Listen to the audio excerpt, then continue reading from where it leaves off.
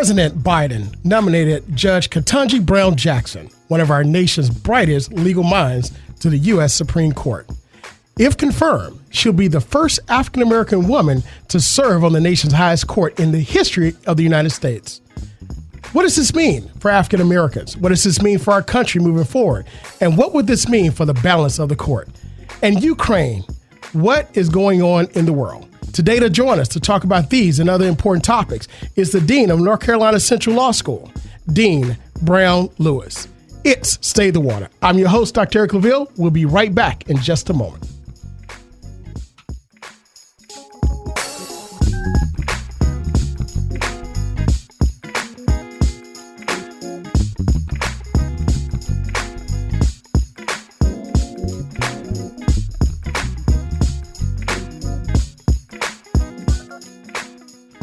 Welcome back. It's Stay the Water. I'm your host, Dr. Claville. We'd like to thank all of you for joining us again as we broadcast live on the campus of the Norfolk State University at WNSB, the new sound of Hot 91, the soul of VA. This is a beautiful Sunday, March 6th here in Hampton Roads in Norfolk, Virginia, where we bring great discussions, engaging discussions about issues affecting you in the community today. And today is no different. We have with us in the studio, again, our producer, Marvin Folks, also known as DJ Scandalous, which you can hear on the radio from 2 to 6 p.m. But this month, to kick off Women's History Month, we have a topic that I think is not just impactful, but also historic. President Joe Biden nominated the first African-American woman to serve on the United States Supreme Court in the history of the United States. How historic is this? Well, with this, we have with us one of the deans of the 6 HBCU law schools here in the country, Dean Browne Lewis, to talk to us about this. Dean Lewis, thank you so much for joining us here on Stay the Water. Thank you for inviting me. Absolutely. Well, as I stated, that you're Dean of North Carolina Central Law School, one of the 6 HBCU law schools here in the country. I know that a lot of our listeners don't know, but there are over 200 ABA, American Bar Association approved law schools, and you serve as dean of one of our great historic black colleges and universities down at North Carolina Central. So we're so honored and grateful to have you here with us today. And as we were talking before we got on the air, we both have a Louisiana connection. So I'm a Southern University graduate, a Southernite, and you're a Grambling graduate, a Gramblinite. So this is a place where Jaguars and Tigers can come together, at least for an hour. Exactly. Absolutely. So as we start this discussion about this historic nomination, I just want to get your initial response when you heard the nomination come forth. Oh, wow. It was just like, wow. You know, as an African-American woman, to see this in my lifetime was so exciting to me and empowering. Absolutely. You know, when I mentioned earlier, I said, this is a nomination, the first of its kind in the history of our country. You know, here in the Commonwealth, you know, we know that the United States started here, of course, the arrival of the first African slaves. And pretty much this is where our country's roots, our history is. So we're deeply seated in the history of our country and understand it very, very well here where we are from 1600 to now. And for this to be the very first time in over 400 years of our country and over 200 plus years of actually our country being the United States of America, of an African-American woman nominated, to me, I was blown away.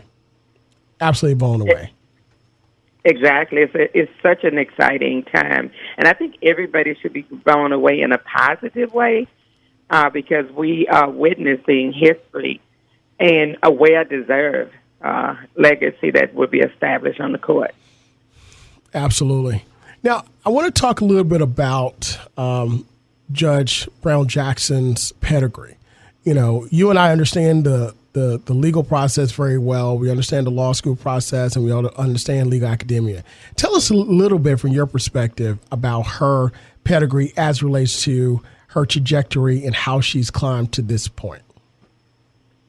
Well, she has really overcome a lot, including imposter syndrome. when told, setting her sights too high, going to Harvard, and really excelling at Harvard in undergraduate and in the law school, and being on one of the editors of the Harvard Law Review, and just really excelling in everything she's done. And she has proven that she's so brilliant and she's so intelligent, not just from her law school pedigree, which is impeccable, but the opportunity that she's thoughtfully made sure that she is well versed in so many different areas of law, because her background is so interesting and really has given her the skills needed to be on the Supreme Court, because she's been in private practice, she's been in public defender, she's been on the federal court. So she's done so much, and I think that she has nothing left to prove. I think her record academically speaks for itself. Absolutely. Now, I want to get back to her record, because I want our listeners to really understand, what does it mean for a person to actually not just graduate law school, but then clerk for a U.S. Supreme Court justice and then climb that ladder to where she is today. But I want to touch on one point that you mentioned earlier. And it's been said, but we really haven't talked about it because of, I guess, just how historic this nomination is. But when she was told by her counselor that she was aiming too high, many times, when she wanted to go to Harvard, many times in our schools, African Americans, especially African American boys and girls, we're told, no, you can't be that. No, you can't do that. Oh no, you're aiming too high. Talk about the impact that from your perspective that has upon our future generation moving forward. I just want to put this in context. Maybe people don't realize, but only 5% of lawyers in this country are black, and we've stood at that number since 1996. So going to Harvard is supposedly setting your sights high, but for a lot of African Americans, just going to law school would be considered setting it high, and then going on to pass the bar exam would be considered an impossibility, and then to go and clerk for a federal judge. When you start looking at the numbers and statistics of black people, especially black men that are doing that, then it really puts in context what she's accomplished and the barriers that she's had to overcome. When you mentioned that number, that percentage, 5%. So out of all the lawyers in this country, for the last almost 30 years, 5% have been black lawyers. And most of these African-American lawyers, we're serving both in private practice, governmental practice, but then to work your way up into what's called a large firm to handle the type of business and the type of cases that make a huge impact, not just for that particular company, but have reverberating effects across the country is actually huge. So when we talk about her trajectory in what she's done, she clerked for Justice Breyer, Supreme Court Justice Breyer, Associate Supreme Court Justice, whom she's nominated to replace. As a law clerk and as a dean of a law school, tell our audience the influence that a law clerk has and the lessons that can be learned on the Supreme Court, clerking for a U.S. Supreme Court justice. It's impactful when you're a clerk, because I was a clerk at a state appellate court, and you do the research. You basically can impact and influence the decisions that the judge makes, but you get like a crash course in legal research and in legal writing. To say the least. and being an analytical thinker and being able to watch. So she was able really to watch somebody do a job that she is now being equipped to do. And so I think that there's so few slots, especially of clerkships in general, but especially on the Supreme Court, to get that one and then to have the justice think so highly of her is really amazing, because you have some clerks that the judge, after they finish, they're like, okay, they were okay. But for him, I know for him to praise her so much, he has to witness her research skills, her writing skills, her ability to get into the facts and to understand the facts. Because as we all know, the Supreme Court is really powerful. Yes. They impact every aspect of our lives. And they have to analyze so many critical and complex cases, but she's already proven that she can do that as a Supreme Court clerk and also as a judge. Absolutely. And when we talk about a Supreme Court, we were talking about law clerk itself. I mean, that's an intimate relationship that you have daily. And like you said, if the judge likes you, if you click even outside the courtroom, that you have with the judge that you're clerking for, you're researching the decisions, you're writing, helping to write those drafts of the briefs. You're having intimate conversations, and you're really learning the mind of how to be a judge or a justice with whomever you're clerking for.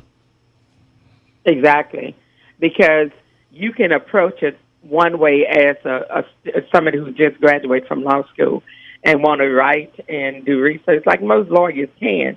But I think what working for a court gives you is that extra edge in knowing how to evaluate facts, knowing how to apply the law, because judges do that in a different way than lawyers typically do.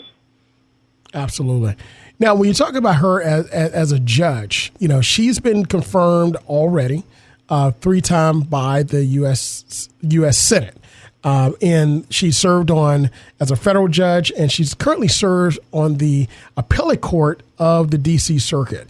Tell our listeners about the impact of having to serve as a federal judge, being one person on a bench, as opposed to an individual who serves on a circuit with multiple judges or justices in an appellate circuit. You have more power, and so you have more responsibility. So I think even beyond just the intellectual problems you have to do that, it's emotional problems, because these are complicated cases that impact people's lives. And so you have to be thoughtful. And when I've read some of her opinions I've heard her speak, she seems to be thoughtful, considering all parts of the case, not just the law, but how it is going to impact everybody that's involved in the litigation. And I think you want a judge to look at the law as a living thing, and how do we interpret it in this particular case for these particular set of facts, while you're respecting the precedent that is already put in place. And so it's quite complicated, and it really is isolating. And I would think that it's really is an emotional burden, because you have so much power and so much impact. Absolutely. This is Stay the Water. I'm your host, Dr. Eric Claville, and you're listening to now as we talk with the Dean of North Carolina Central School of Law, Dean Browne Lewis, as we discuss this historic nomination of the first African-American woman nominated to the U.S. Supreme Court by President Joe Biden. Dean, when we talk about this nomination being historic, this is Women's History Month. We just concluded African American History Month, or Black History Month, in February. When other young ladies, black girls, see this particular woman being sworn in and hopefully being approved, confirmed to be on the Supreme Court, what impact do you think that will have on that generation? I think it shows them that there are no limits. If you work hard and navigate this system, that there will be challenges and barriers, but you can't let that put restrictions on you. And the only failure is not having a goal, not being willing to try, and that they can be successful at anything that they do, that gender and color should not push them back. And even if somebody tries to tell them that they're less than, to know that they're not. That she's a regular, ordinary person like them, and she worked her way up to this great honor that's going to be bestowed upon her. Absolutely. Now, we mentioned earlier that she's been confirmed 3 times, and of course, all things are political, especially in the great city of Washington, the seat of not just the United States power, but world power. What are when you saw her going around and actually meeting with both Republican senators and Democratic senators, was there a sense of ease that came across you? Because remember, when President Obama nominated Merrick Garland, the Republicans refused to even have meetings with him, which is a custom that goes back to the very beginning of the U.S. Supreme Court itself. What was your take when you saw that happening? I was cautiously optimistic. That's a great way to put it.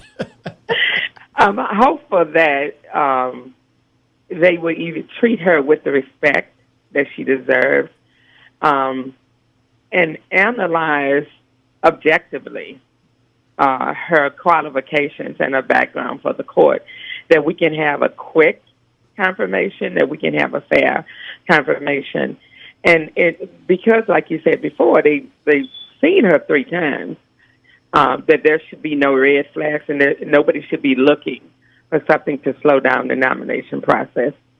I think it's beneficial not just to her, but I think it's beneficial to our country, because I think having her on the Supreme Court is going to be so powerful and so impactful for everybody, because she's brilliant, she's thoughtful, and she will be making decisions that impacts our lives, and she will be doing it in a way that I think people are going to see that's not political, that is going to benefit everybody. And so I think as soon as she's on the court, the better, actually.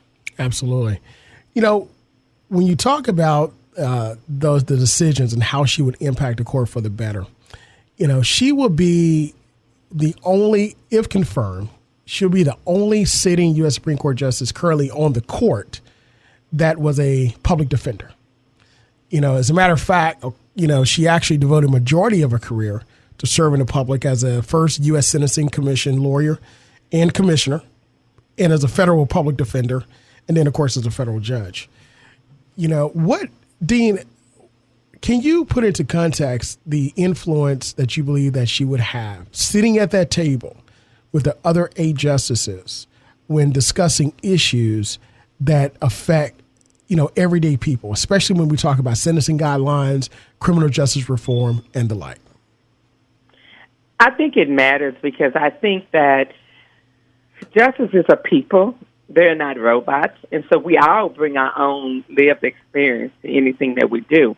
And I think having her had that impact, she can better navigate when those issues come up, because she knows it's not just something on paper, but it's actually impacting regular, ordinary people. And I think that sometimes if you don't have that experience and you just go right from a certain environment to the bench, that you can't empathize. And I think that empathy is important when you're making decisions that's going to impact people's lives. And I think you can do it in a way that's not biased, that you're still respecting your role as an impartial justice. But I think keep it in the back of your mind, how do you do that to have the biggest positive impact on the most people in the country? You mentioned that as a justice or a judge, you're not a robot. You're a person.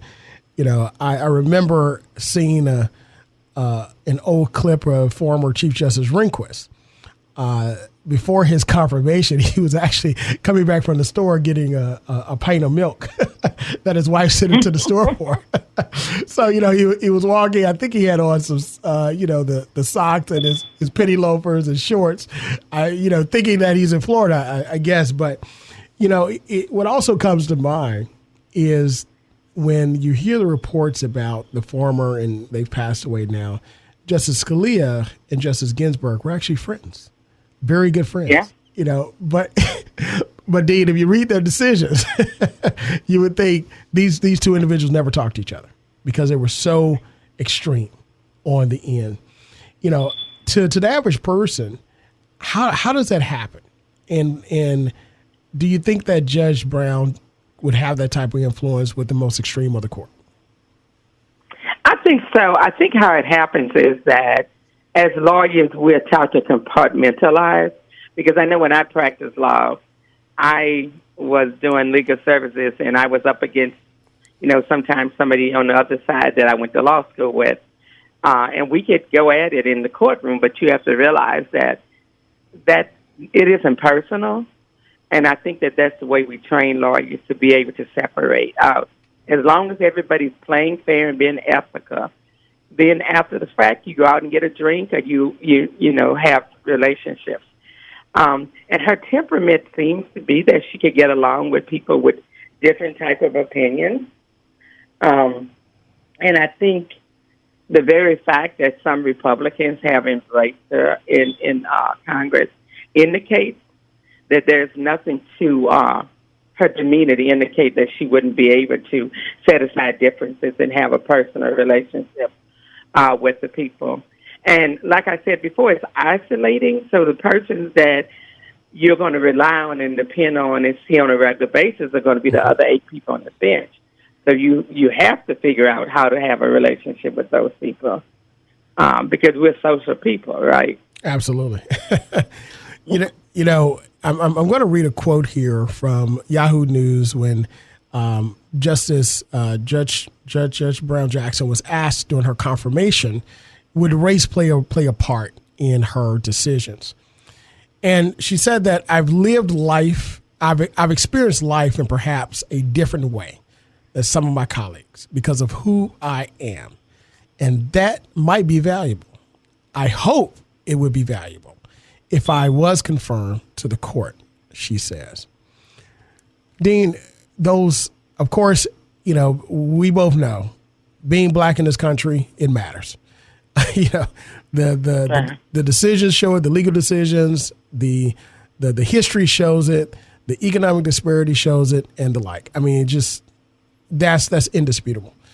But those life experiences that she says that she's lived, can you speak to, from your perspective, as a black woman who's the dean of one of 200 ABA-approved law schools, how does those life experiences translate in the decision process that you have to make as a dean, and how do you think it will translate for her, as she says she hopes it will make a difference?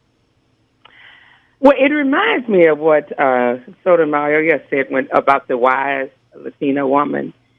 And I think it's interesting that race only becomes an issue when the person is black or brown. That question comes up. I don't think I've ever heard a Supreme Court nominee that was a white man being asked where gender and race makes a difference in the way they act.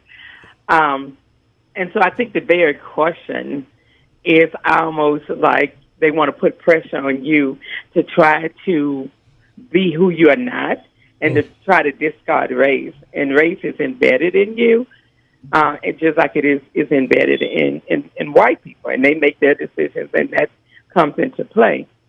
I have a diverse student body. We have Latinos, African Americans, white students, Asian students. And so my goal is, I'm not going to say I'm colorblind because I don't never think anybody's colorblind. Right. But I think that how it's being a black woman from the South impacts my decision is because I can have a different point of view from somebody who's never been a black woman from the South.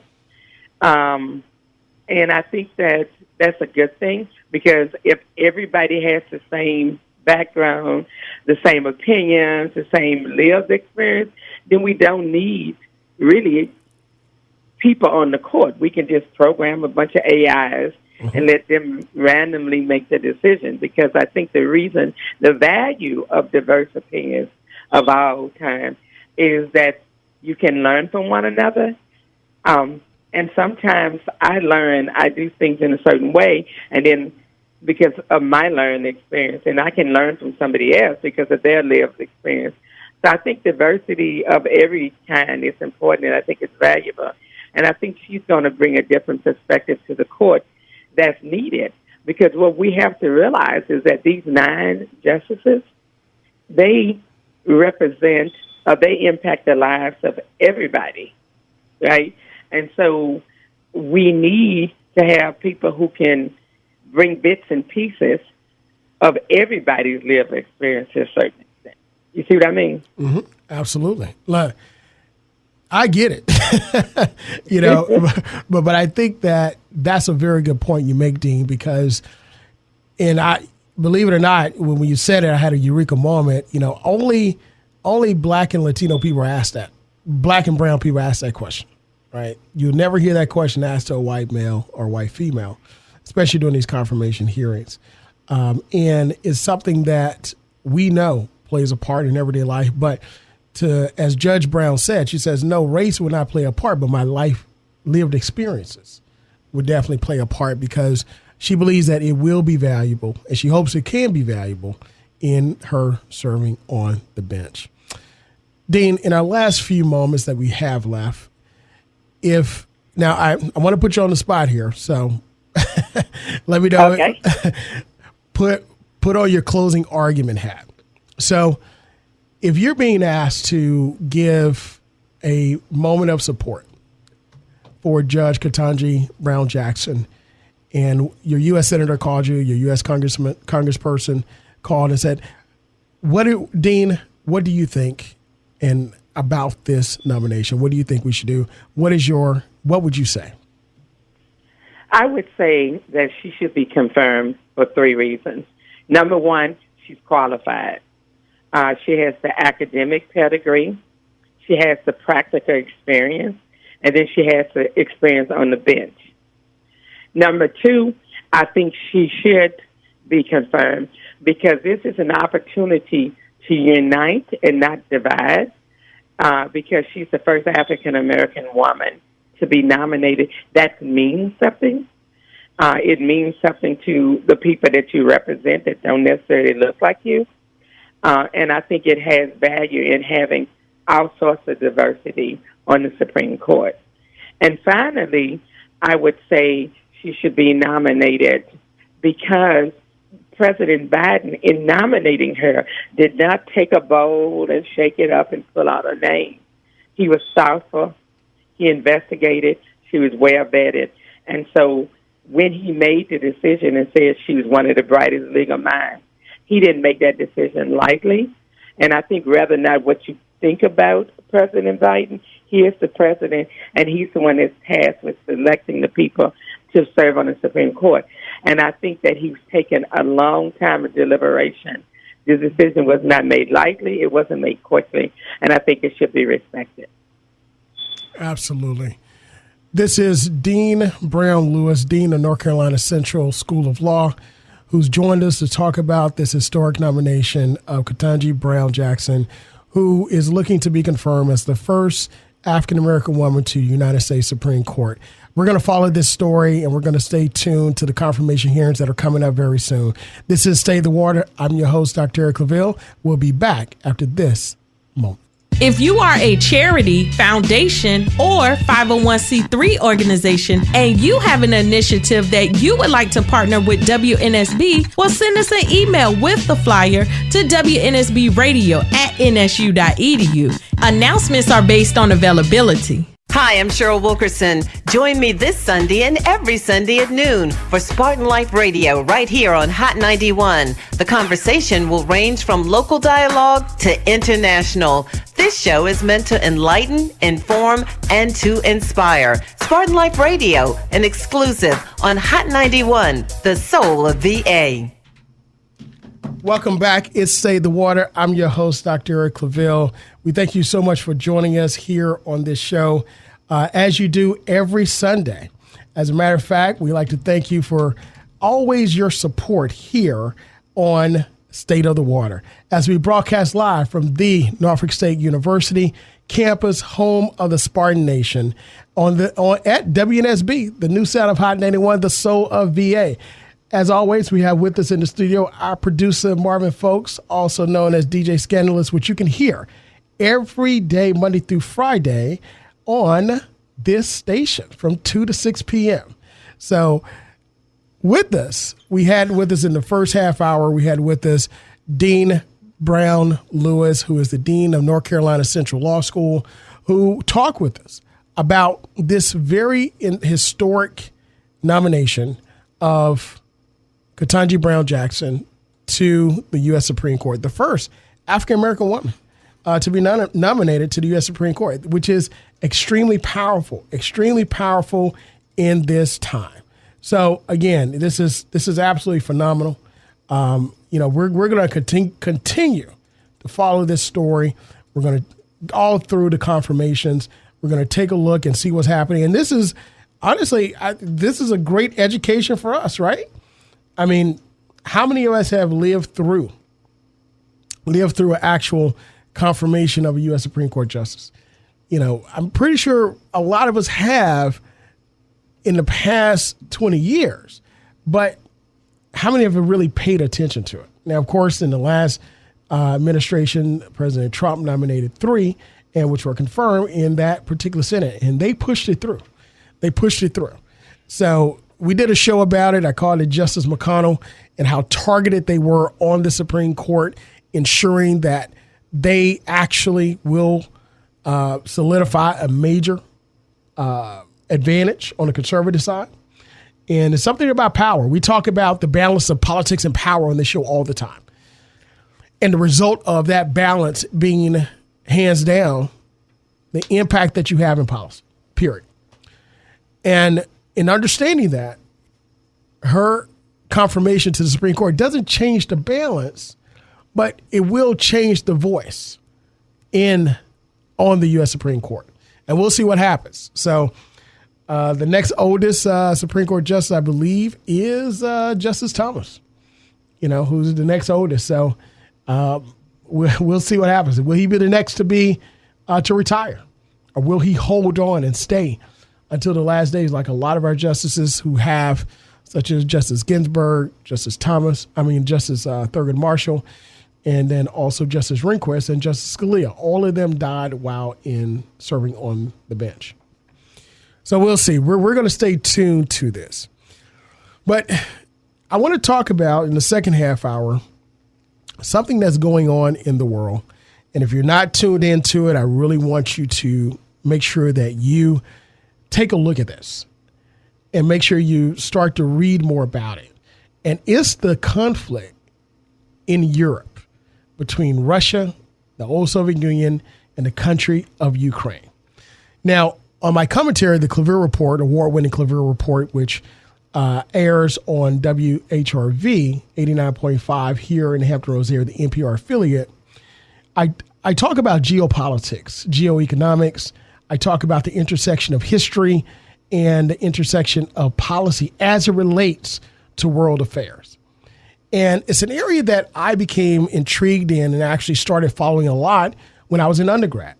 I was what you call a Model UNer. And with that, in my undergrad institution, we basically studied international relations and economics, and we were able to go to various competitions and with other universities with our Model UN group, and to the point where we also went to the United Nations itself. And I was able to present there, stand behind the great desk in the great hall, and present, inside of the United Nations. Literally changed the trajectory of my life. Meeting ambassadors, meeting the former and now deceased Secretary General Kofi Annan and he and his wife, and culminated with meeting Nelson Mandela himself. And it was during that time period that I started paying more attention and getting more in depth into international relations and how it affects our lives here in the country. There's a saying that says all politics is local, but the impact of local politics is international. So what do I mean by that?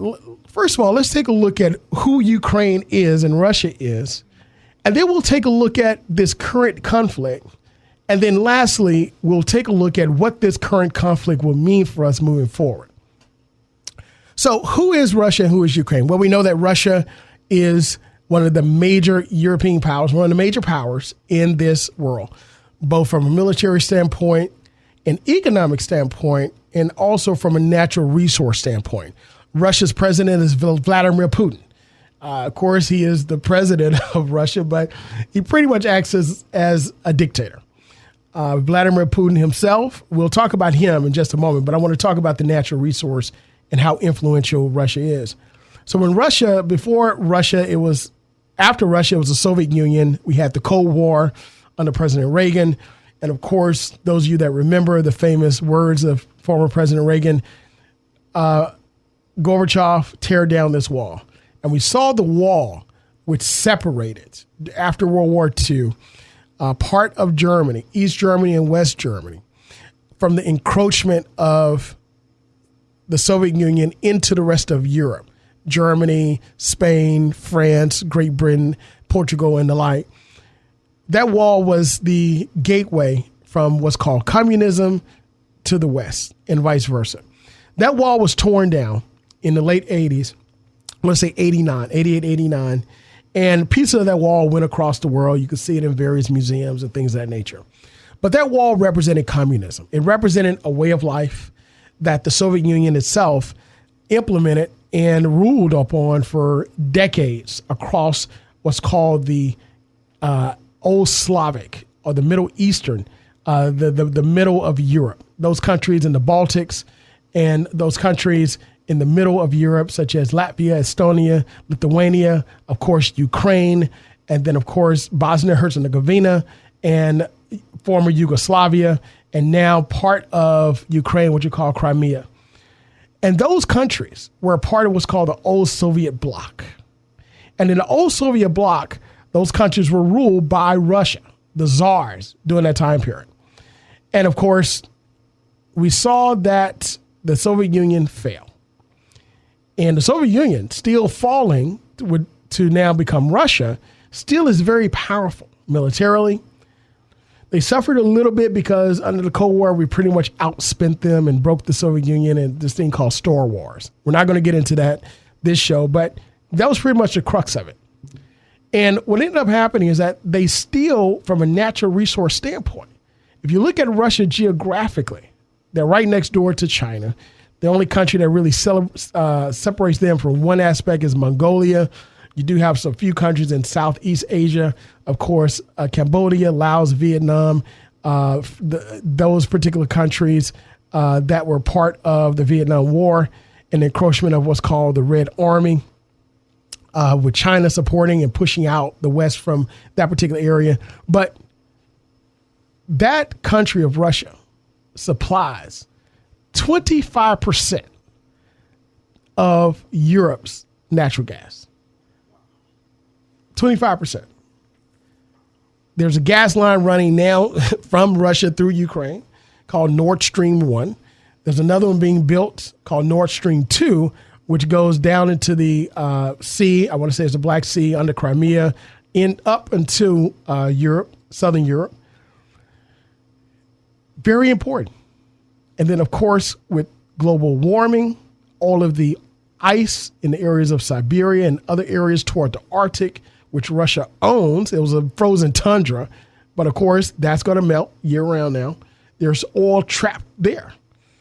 So Russia has an opportunity now to be a major driver, even more so in natural resources. So they're very, very influential, very, very powerful militarily from natural resource standpoint, and economic standpoint in the world. And they also are nuclear power. And we'll get into that in the last part of this analysis. But I want to talk about Vladimir Putin himself. Vladimir Putin is just not some elected official that ran a campaign and wanted to become president of Russia. Vladimir Putin is a former KGB agent who was stationed in Germany when the wall fell. When he called the Kremlin, the Kremlin in Moscow, which is the headquarters like the White House here in the United States, asking what should we do? What are the instructions from Kremlin? Radio silence hit and they said there are no instructions from the Kremlin. He watched his beloved Soviet Union fall. From that moment, in his heart, in his mind, he had a disdain for the West, and he had a drive to restore the Soviet Union to its rightful place. So all those countries, those former Soviet blocs, Lithuania, Estonia, Latvia, all the countries, and Ukraine, they all fell and the hold of those countries by the Soviet Union went away, and therefore they became independent. Ukraine was a part of one of those countries. Now, Ukraine is famous for two reasons. Number one, the relationship between the Ukrainians and the Russians go back to the beginning of the country of Russia and Ukraine. In 900 AD, it was called Kievan Rus, named after the capital city of Ukraine now and also the country of Russia. And it covered a lot of that territory. Ironically, and this is from an ironic standpoint of fact of history, the first ruler of Kievan Rus, which are of the countries that split off from it, which is Ukraine and Russia to this day, his name was Vladimir the Great. Now, the ironic thing about this is that the presidents of Russia and Ukraine are both named Vladimir and Volodymyr. In Old Slavic, Vladimir means Volodymyr. In Russian, Volodymyr means Vladimir. So the two presidents of Ukraine and Russia are both named after the first czar, a ruler of Kievan Rus, Vladimir or Vladimir the Great. It's ironic, isn't it? But anyway, I digress. I just thought that was just fascinating when looking at the history of that particular country. So, but Ukraine today is famous for another reason, and that's because it is the site, and it's unfortunate, but it is the site of the worst nuclear disaster in the world, and that is Chernobyl. And Chernobyl, if you go back and look at history, was a huge failure of Russia, of Soviet Union at that time, and it was a black scar upon them. And of course, it was terrible for the environment because of the amount of radiation, nuclear radiation and waste that leaked out into the atmosphere because of that. Now, we've had other nuclear plant fallouts, but they weren't as bad. We had three in the United States. We had what's called 3 Mile Island, right there at the New Jersey area. And then, of course, during the typhoon that we had in the earthquake in Japan, we had their nuclear plant that was hit, and of course, nuclear scraps were flying, floating in the ocean, and some of it ended up on the beaches in California. But for the most part, that Chernobyl was the absolute worst. So we understand the history of Ukraine and Russia, and we understand who they are today. They've been independent. Ukraine has been independent for 30 years. But and we understand who Vladimir Putin and why he really wants to reunite, his motive since seeing the Soviet Union fall. I also like to point out that Vladimir Putin himself is one of the wealthiest men in the world.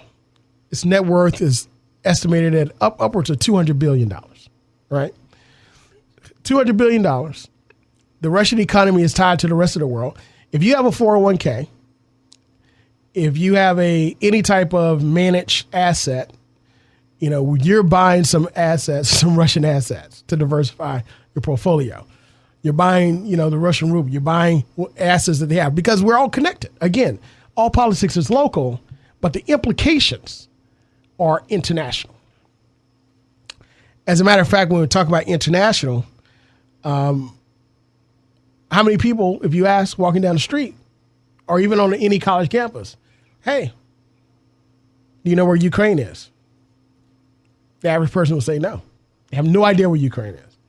As a matter of fact, before the last couple of weeks, would anybody care where Ukraine is? That's right. Marvin said he's never heard of it. And the average person has never heard of it. So you ask yourself, and here in the last part of this analysis, should we care about what goes on in Ukraine? Unequivocally, the answer is yes. And I'll tell you why in just a second. This is Stay the Water. I'm your host, Dr. Eric Claville, where we bring movers, shakers, and policymakers to you to discuss issues important to the community.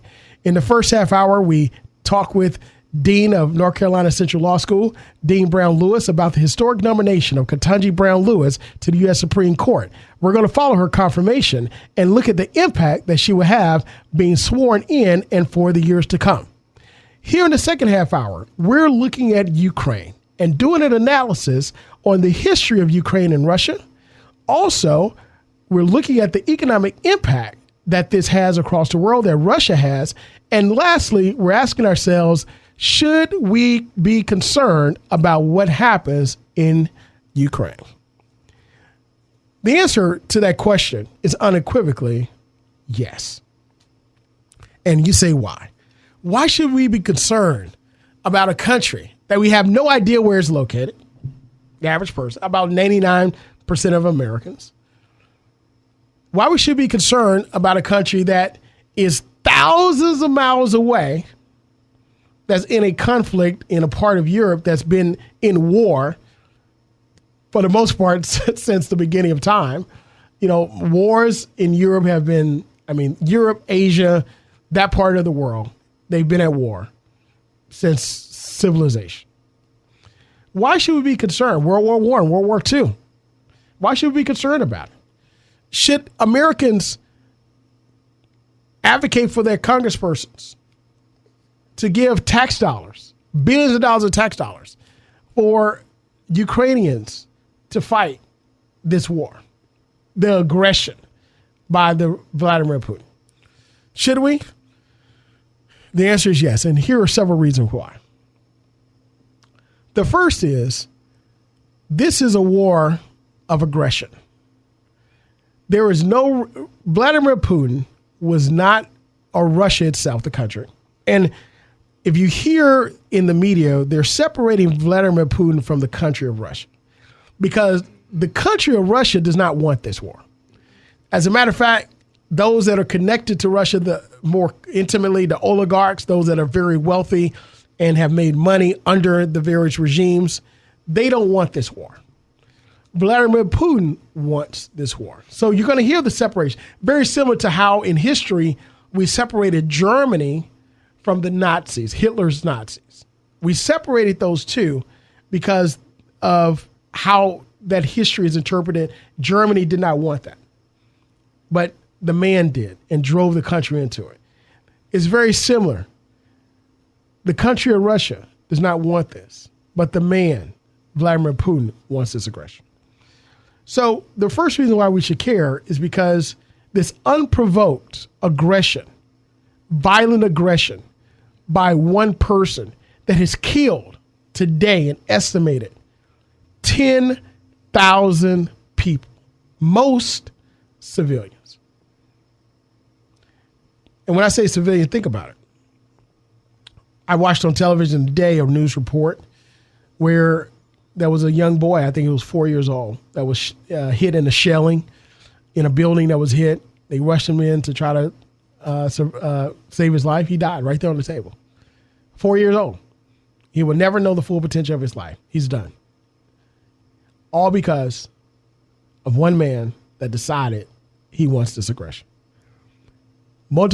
Add 9,989 more to that. And that's just today. That includes Russian soldiers whose parents, mothers, fathers, sisters and brothers are saying, where's my son? What has happened to my son? That includes Ukrainian soldiers. That includes Ukrainians who were not soldiers but became soldiers because they're fighting for their country. Over 10,000 today have been killed. So from a humanity standpoint, we should care. Okay?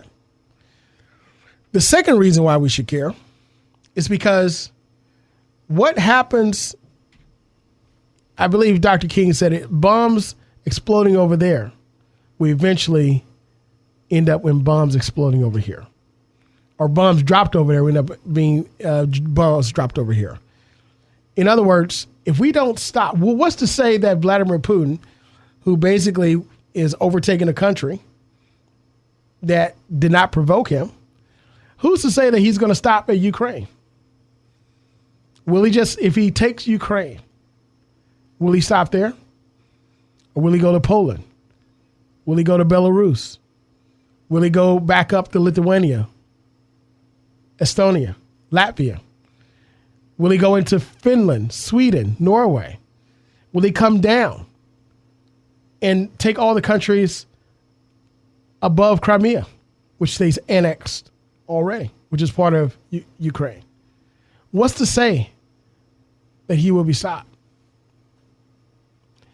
There's one appetite that you can never satisfy in this life, and that's the appetite of greed. Greed is never satisfied. Greed says, I want more. It says, I want that. But once you get that, you say, I want that. I want more. I want more. And I want more. That's the danger of greed. It can never be satisfied. And when a ruler takes over another country to rule it, they will never be satisfied. And that's why we should care about what happens in Ukraine for the second reason, because bombs exploding and dropping over there will eventually end up in bombs exploding and dropping over here. Many people are worried about us going into another conflict. Keep in mind, we just ended the longest conflict in American history, Afghanistan. 20 years, right at 20 years, we've been in conflict with Afghanistan, against fighting a war, not against an organized country, but fighting wars against rebels, individuals that are fighting for causes that were being funded by other entities, other countries, but they're fighting for various causes. We know that we were in the Middle East, in Iraq, Desert Storm 1, Desert Storm 2, and we were there for many, many years. Before that, the longest war before going into Afghanistan and Iraq, we were in Vietnam. And many of our parents' generation were Vietnam veterans. And we saw the carnage of Vietnam and what it did to our community. I never forget, my father tells this story. My father and I both, and my grandfather and his father, we all served in the military. And my father was at Fort Carson. He said he'll never forget one night they were all called to get their gear. And it's the time of Vietnam. And they're all called to get their gear. And they all lined up. And they divided the line, divided the battalion up into two. One half got on the plane to get ready to go to Vietnam.